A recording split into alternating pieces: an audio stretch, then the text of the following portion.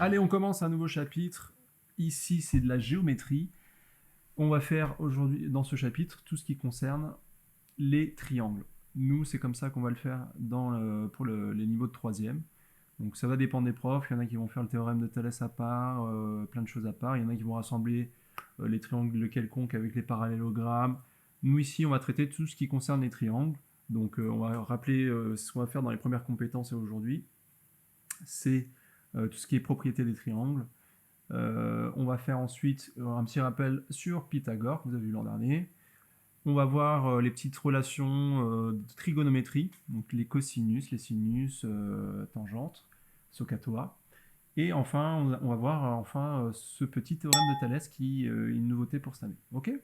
Donc là, on va commencer tranquille, première vidéo, par une petite règle de propriété. On nous demande en plus un petit énoncé ici, combien mesure l'angle X avec, bon là il y a deux triangles. On nous donne deux angles et on ne connaît pas le troisième, et c'est le troisième qu'on a nommé X comme une inconnue X. Et voilà, donc ça, il faut se rappeler de quelle propriété. Il y en a pour certains, c'est très clair, mais on va reprendre ça tranquillement. Donc, la première propriété qu'on va voir aujourd'hui, c'est que la somme des trois angles d'un triangle, quel qu'il soit, ça fait toujours 180 degrés. Ok. Règle toujours à se rappeler, hein, ça peut toujours servir. Et ici, c'est celle qu'on va utiliser. Donc là, par exemple, si j'ai un angle A, B, C quelconque, bah, A plus B plus C, quel qu'il soit, ça fera 180 degrés si c'est un triangle. Voilà.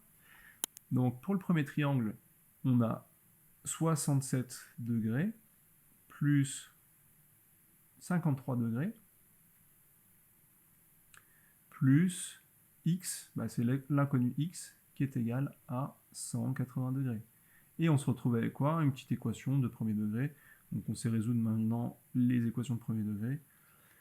C'est tout simplement, alors je peux mettre une petite équivalence, X est égal à 180 degrés moins, alors les unités de degrés vous n'êtes pas obligé de les mettre, moi je les ai mis au début là, c'est moins 67 et moins 53. Alors ce qu'on aurait pu faire c'est 67 plus 53 et puis le passer de l'autre côté.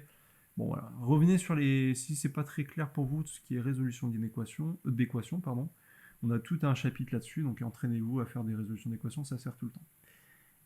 Ici on a, alors je peux faire moins 67, moins 53, c'est comme 67 plus 53, mais négatif, quoi. Donc 67 et 53, ça fait 3 et 67, ça fait 70. 50 et 70, ça fait 120, donc j'ai moins 120. Ok. Donc ça, vous avez la calculatrice, mais si on peut éviter la calculatrice, c'est toujours mieux, hein, pour éviter des erreurs de calcul. Et surtout la calculatrice, pour moi, c'est pour vérifier vos calculs. Ça marche? Donc mon premier X, il vaut 60 degrés. Donc après, j'ai pas numéroté les triangles, ce que j'aurais pu faire dans mes énoncés. On va dire c'est le triangle 1 et triangle 2, ok? Et la même chose, on fait exactement la même chose pour le deuxième. Ah, alors le deuxième, on pourrait se dire, si on ne voit pas très bien sur la partie ici, c'est 49 degrés, X, et en fait on n'a qu'une seule connue, on a deux inconnues, mais non. Le petit carré, là, ça veut dire que c'est un angle droit, et l'angle droit, ça vaut combien? 90 degrés, bien sûr. Ok, donc on a 90 degrés, plus, c'était quoi, 49? 49 degrés, plus notre inconnu, l'angle qu'on cherche, c'est 180 degrés, ok.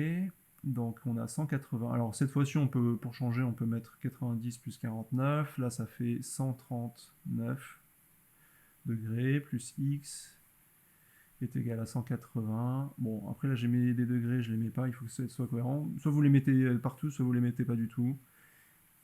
Vous n'êtes pas obligé de les mettre quand vous calculez des valeurs numériques. Alors ça fait 180 moins 139, c'est comme 180 moins 140 plus 1. Ok, donc 180 moins 140 c'est facile, ça fait 40, et plus 1 ça fait 41. Voilà, c'est ma façon à moi de calculer. Hop, on encadre ça, je n'ai pas très bien encadré. Vous faites ça bien joli, bien sûr. Voilà comment on trouve très simplement. Donc entraînez-vous à faire ce genre de petits exercices où on a des inconnus, on connaît un certain nombre d'angles et on cherche un angle. Voilà, entraînez-vous, faites les exercices. Faites les exercices les enfants. Hein. Et on va voir d'autres propriétés. On va chercher dans la prochaine compétence à savoir quelle est la nature d'un triangle. Est-ce qu'il est isocèle, équilatéral, etc. Et qu'est-ce que c'est un triangle équilatéral par exemple. Allez, à bientôt!